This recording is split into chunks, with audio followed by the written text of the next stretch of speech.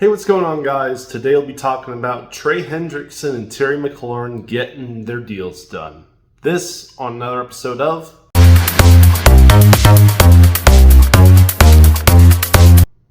Trey Hendrickson. He finally got more money out of the Cincinnati Bengals, but it wasn't what he was looking for. Hendrickson, of course, wanted a longer-term security deal.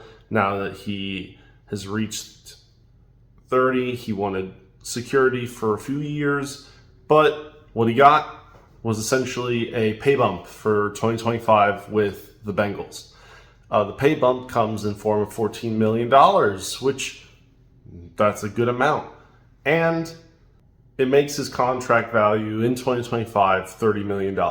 What about long-term security? Well, that doesn't exist. In 2026, he'll become a free agent. And I'm willing to bet he won't sign with the team that put him through this bull. Sorry, Bengals. But maybe he would come back. Who knows? I doubt it. This, of course, is a Band-Aid on the Bengals' problem. Of course, their defense is terrible. We all know this.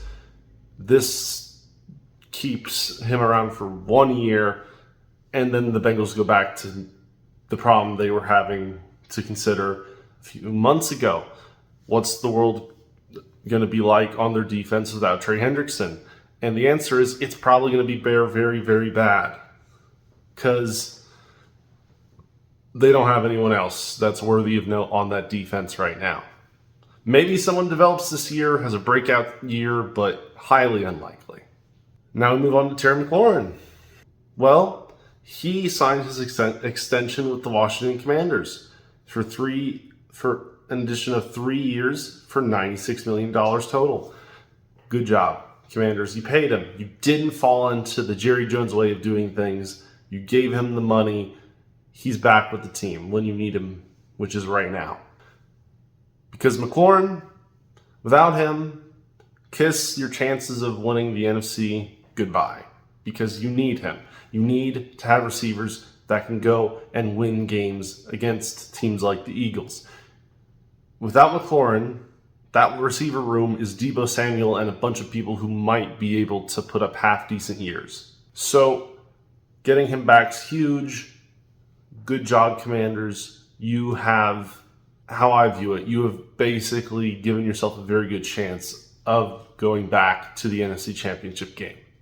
Do I think Terry McLaurin by himself is going to carry you there? No. Obviously, he's never been a true breakout wide receiver one.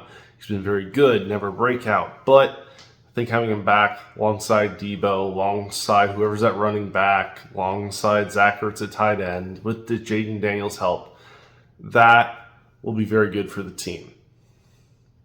I'm also really happy that 2 of the 3 teams that were holding up their teams by having these contract disputes have resolved themselves.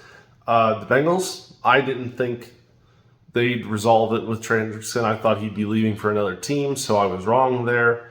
But good job, Bengals. You weren't as terrible as I thought you were. Although, I mean, you still failed to figure out a long-term deal. At least you gave him a 1-year Band-Aid, but at least you did something.